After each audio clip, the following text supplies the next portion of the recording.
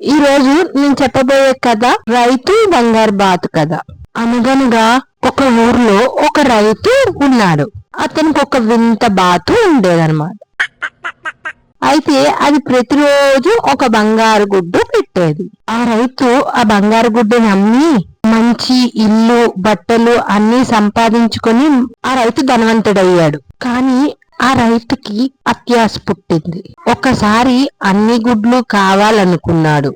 అయితే ఆ రైతు ఒక రోజు ఒక పదునైన కత్తిని తీసుకొని బాతు కడుపుని కోసేశాడు. అప్పుడేమైందంటే ఆ రైతుకి లోపల ఒక బంగారు గుడ్డు కూడా కనిపించలేదు. కానీ ఆ బాతు చనిపోయింది. అప్పుడు ఆ రైతుకి ఏమర్థమైందంటే తన దురాశ వల్ల ఉన్నది కూడా కోల్పోయాను అని తెలుసుకున్నాడు. ఈ కథలో ఉన్న నీతి అతి ఆశ గతి చేటు అని. అందుకే మన పెద్దవాళ్ళు మనకి ఏం చెప్తారంటే మన దగ్గర ఉన్న దాంతో తృప్తి చెందాలి, అతి ఆశ పడితే ఉన్నది కూడా పోతుంది.